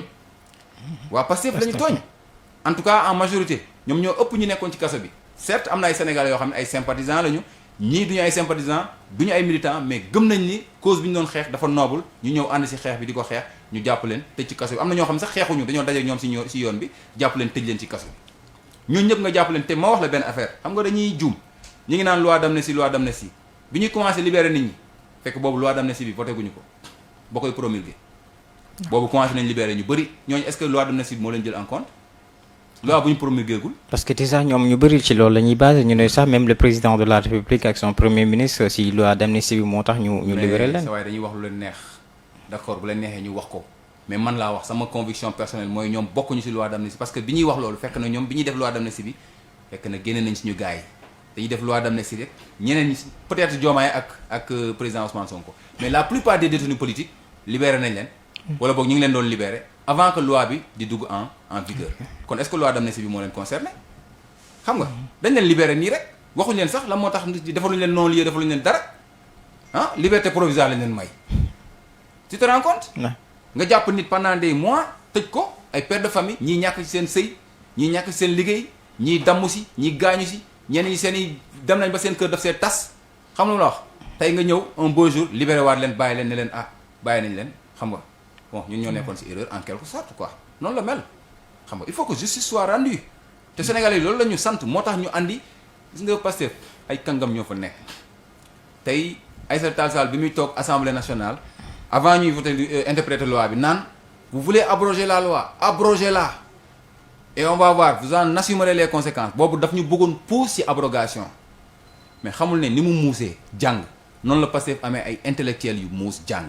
ba pare xam ci la gars yi toog gis ne il faut qu'on sorte une magique ci lañ génnee l'interprétation de la loi maanaam la ñu waxoon ci séance en travail de commission loolu moo war a nekk esprit yu loi bi mooy crime xam nga mënoo voter ay convention signer ay convention internationale xam nga li ma la wax ak les chartes des droits de l'homme et autres boo xoolee suñu préambule de constitution mi ngi ci yow nga ñëw signer loolu yëpp ba pare nga ne léegi da ngay ñëw léegi acte de crime de torture da nga koy baale c'est contradictoire les normes internationales sont au-dessus de nous il faut que ñu respecter loolu léegi yow nga bëgg a ñëw teg loi bi benn loi d'amnistie boo xamante ne day baal ay raykatu nit day baal ay ñoo xamante ne dañuy torturer ay nit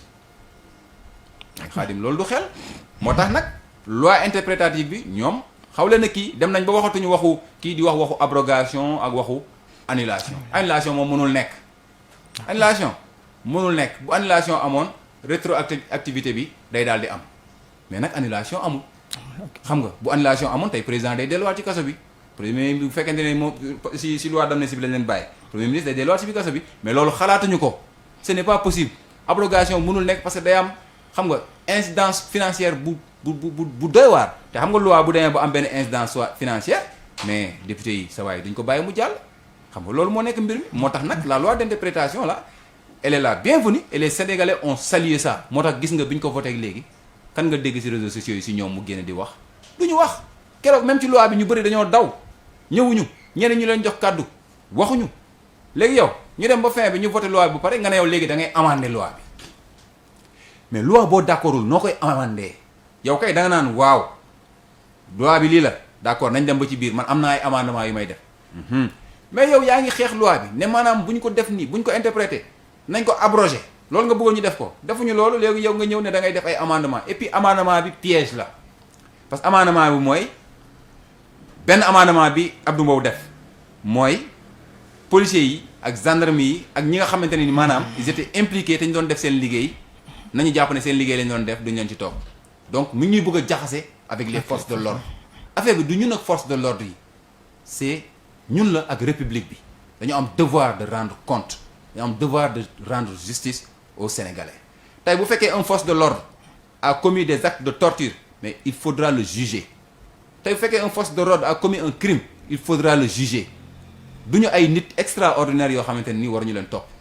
dañoo jël mandat jox leen ko pour ñu assurer suñu sécurité booy assurer sécurité nit ki nag nga xamante ne moo lay fay moo lay jox say maanaam say droit kooku war nga ko mën a. mais ñoom ordre lañ jot en fait. même boo jotee ordre nee nañ ordre boo xamante ne c'est manifestement illégal ce n'est pas exécutable yow même bu fekkee da ngay def légitime défense nit bu jëlee jaas yi jëm sa kaw am nga droit tirer ko mais manifestant yi gisoo si kenn ku yor jaas te même nit bu yoree jaas yi yow si tu as une très bonne formation rek xam nga en tant que soldat boo ko mënee désarmer nga désarmer ko moo gën nga tirer ko bal mais ana tirer si tànk amul. ana tirer ci loxo ana tirer pour immobiliser mais tirer pour rey loolu ki koy def sa waay il n'est pas humain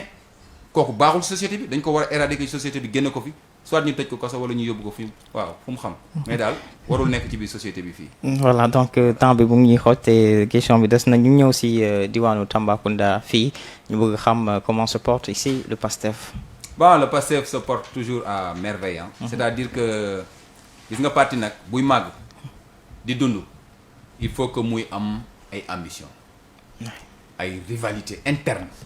mais loolu ñun terewuñu exister tax na suñuy ay rivalité interne sax fësul dans les réseaux sociaux fësul fenn parce que dañoo am discipline de parti am nañ droit nag suñu ay panel les militants s'expriment di joxe seen xalaat di wax lu ñu xalaat ni ñu bëgg affaire yi doxe mais buñ toogee autour d'une table avec xam nga des textes qui nous régissent dinañ xam exactement nii la ñu war a def nii la ñu war a doxalee militants yi dañoo war a am discipline de parti ñu xam ne parti politique bii di Pastef bokkul ak yeneen parti politique yi da ngay ànd ci idéologie bi ak doctrine bi le don de soi la ñu wax pour la patrie don de soi boo koy wax nag mooy maanaam da ngay dagg sa bopp wala jël sa bopp jox askan wi boo jëlee sa bopp nag jox askan wi je pense que ay intérêt partisan ak ay intérêt personnel war la mën a yàqal sa engagement n'est-ce pas politique mais nag suñu parti wax dëgg yàlla mi ngi dox à merveille amuñu benn problème peut-être ñi ngi xaar ay renouvellement te loolu yàgg nañ ko bëgg a def dañoo mayul temps bu ñu ko defee ñun on est un parti démocrate bu ñu mayoon temps def nañ ko mais à chaque fois bu ñu demee bay préparer nga gis benn incident dal suñu kaw ñu jàpp suñu ay njiit tëj persécuté xam nga bu ko defee dootuñu amati temps ñu kii ko c'était la technique du régime sortant bon loolu moo ñu andi ba tey jii nii suñu dernière réunion bi ñu def avec le président Ousmane Sonko li mu wax mooy moom si jëmmi boppam il est dans l'illégalité c'est que moom moo nekk dans l'illégalité nag waxtuma la ak les coordinations et les sections et les cellules donc il nous faudra aller vers des restructurations des renouvellements et vers le congrès parce que lépp ci base bi lay commencer dem ci kaw te incha allah bu jotee dinañ ko def te du am benn problème incha allah. donc les grands sentiers du régime fii ci Tambacounda. waaw à Tamba moom li ñu mën a wax xam nga président bi mu fi ñëwee ci campagne bi wax na ne Tamba boo xoolee PIB bi mi ngi toll ci $1,660 c'est-à-dire boo ko jàpp mi ngi nekk 1,660,000 francs par revenu annuel par habitant mais bu ñuy demee ba 2050 dinañ egg foo xamante ne ni maanaam revenu par habitant bi dina yegg ci $4,000 $4,000 c'est-à-dire bon 4 millions quoi par habitant PIB bi par habitant par an vous voyez donc ça c'est une très grande avancée. On parle de la construction d'industries extractives au niveau de Tamba xëy na peut-être yooyu démarré gul te on comprend pourquoi on est dans une situation financière très difficile loolu moo waral peut-être xam nga yu bëri xaw a tardé mais projet yi ñu lancé nii Promoren bi Progress bi ak yeneen dana ñëw ba laalaale sax biir Tamba fii mais nag suñu projet yi nga xamante ne c'est spécifiquement attribué au pôle sud nga xam Tamba ci la bokk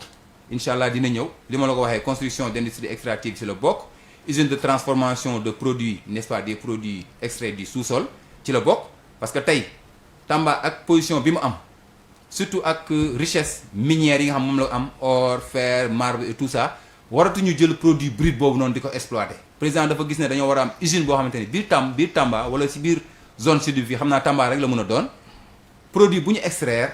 dañ koy transformer fii matière brute bi matière première bi dañ koy transformer def ko produit fini soo ko génnee dem jaayi ji ko ci la ñuy gën a am maanaam plus-value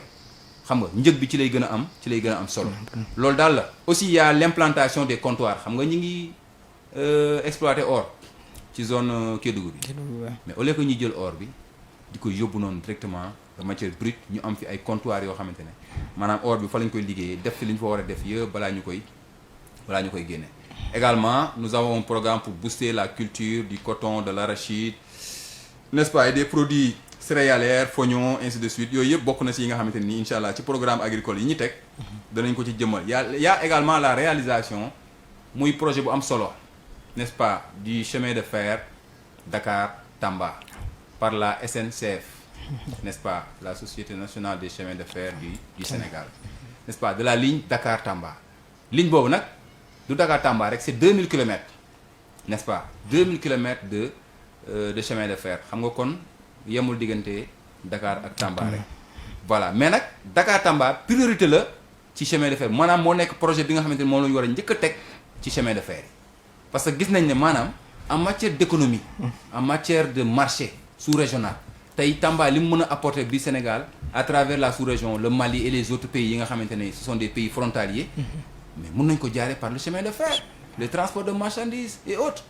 ah voyez donc ce sont des trains avec ay rails yoo xam à écartement standard la comme bi nga xamante ne ni moom la TER bi am TER bi nekk au niveau de Dakar donc ce sont des maanaam train la boo xamante ne train bu moderne lay doon du doon train comme train yi nga xamante ne yu yàgg yi la yi nga xamante ne moom lañ daan am fii loolu dina gën a booster économie vraiment wala la vie économique au niveau de Tamba ba yokk pouvoir d'achat wu Tambacounda yépp quoi vraiment donc il y a de grands projets qui sont lancés par l'État il faut que ñu patienter tuuti rek incha allah man gëm naa ne loolu yëpp dina yegsi dans peu de temps incha allah. d'accord 15h58 parce que heure bi jeex na. c'est 16h la ñu war a jeexale émission bi. waaye dernière question bi rek mooy élection locale pour 2027 est-ce que Babacar Gueye est-il candidat au conseil départemental wala mais. waaw loolu moom. gars yi ñu ngi koy wax mais gis nga ñun ndeysaan yàlla dafa def loolu yëpp ci rupture la bokk dañoo nekk ci parti boo xamante ne nii. lu jëm ci ay wàllum candidature ak yooyu dafa am ay commission nationale d'investiture yu koy gérer tey buñ ci tollee dañuy def par exemple ay primaires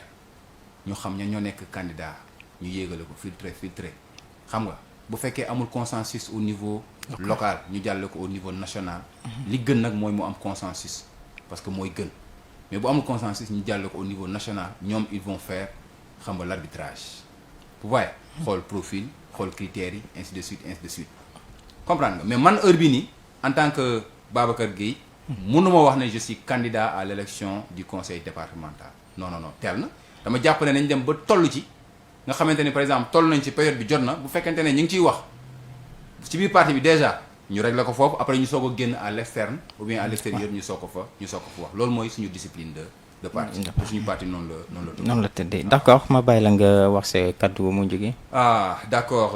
Khadim maa ngi lay ziar bu baax di la jaajëfal di kontaan vraiment ci invitation bi di wax rek ne am naa vraiment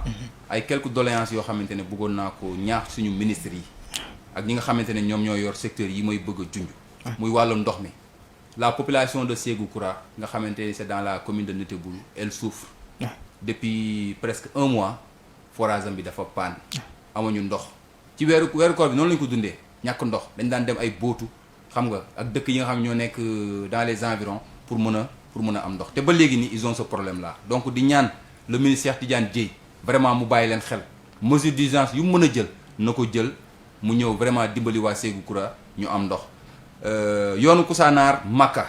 c'est une urgence loolu c'est une urgence vraiment bëgg nañu xam nga ministre bi yor wàllum infrastructure routière yi yëpp mu jàppale ñu si ba yoon boobu noonu nga xamante ni c'est une doléance séculaire laay wax man marabu bi yàgg na ko jooy waa Makka yàgg nañu ko jooy nañu si dimbali rek ñu defaral ñu loolu ba pare defaral ñu ndox muy am dans la zone de Makka parce que c'est une cité religieuse Makka Tamba fii booy wax cité religieuse foog naa Makka la peut-être ak Bamba Dinka xam nga peut-être ak yeneen ñi ma tuddul peut-être nañ ma baal mais bëri na ay cités religieuses mais yi ci gën a mag yooyu la donc zone yooyu war nañ def accès de telle sorte que population mën di def seeni va-et-vient vraiment de manière très libre la route Tamba Neteboul également c'est une doléance nañu ci dimbali pour que askan bi gën a mun di def seeni mouvement Ndoga Koussanar Makka Ñaani Tukulër yooyu yëpp vraiment ñu ngi leen ci woo ñu jàpp ci ñi ngi wax wàllum régularisation des 2 roues depuis ñu ko def ba léegi dem na ba délai bi jeex premier ministre yokkalaat nañu encore 2 mois mais damay wax premier ministre ne ko na bàyyi xel service des mines bu Tamba man je ne sais pas quel est le problème mais rien n'avance parce que mënuñoo wax maanaam dañuy régulariser en 3 mois normalement ñu jotoon dugal yëpp war nañ leen woo ñu jël seeni voilà plaque d'immatriculation ak seen carte grise mais bu fekkente ne joxuñu leen ko heure bii nii délai bi jotaat xam nga normalement délai bi jotoon na ba passé mars bii nii passé xaw ma 13 mars la xaw ma heure boobu noonu bu fekkonte ne la police était intervenue ci kaw tali bi ne léegi day arrêté képp koo xam nekkuloo en règle mais problème lay andi parce que tey boo duggee ci biir circulation bi yow Khadim di nga xam ne ñi immatriculé bëriwuñ wala ñu jot seen plaque bëriwuñu parce que rarement ngay dox ci biir circulation bi nga gis sax ku yor plaque d'immatriculation bien que am na aussi seen traitement wu dossiers yi ñu wax ñu vraiment naka lañ koy defee parce que nit mënu la njëkk a déposer yow nit mënu la njëkk a déposer yow nga ñëw déposer 1 semaine après yow sa immatriculation génn bañ jox la sa plaque te kooku immatriculation génnagul loolu nañ ñu ci dimbali ñu wax ñu la moo ko waral man mii di wax ak yow moto laa yor déposé naa fay naa sama kii par cap kaaraange bi mais ba léegi ni ça fait pratiquement 2 semaines wooguñ ma pour ma ñëw jël ci sama plaque alors que pendant ce temps am na ñoo xamante ne ñoom jox nañ leen seen plaque lii xew foofu nañ ko lijjanti sinon li muy créer mooy buñ demee ba délai bi jeex conducteur de moto yi taxaw ne ñoom jotuñ seen plaque jotuñ seen carte grise kon kenn mënu leen imposer te loolu ci photo service des mines la donc bu fekkee personnel bi moo doyul dañ leen di ñaan nañ yokk personnel bi foofu vraiment ñu dimbali gars yi ba ñu mën a régulariser seen i moto di jaajëfal ñëpp di nuyu patriotes yi di nuyu militants yi ak sympathisants yi di rafetlu seen taxawaay di leen féliciter encore une fois de plus parce que c'est ma première occasion ma toog ci télévision di wax di leen jaajëfal ci combat bi ñu mëne yàlla xam na ni mëne nañu combat bu métti on a souffert on a beaucoup enduré mais tey lii lañ doon xeex lii lañ doon enduré yàlla jox nañu ko sant yàlla incha allah balaa 2029 gëm naa ni Tamba dina gis boppam ci vision Sénégal 2050 bi. D'accord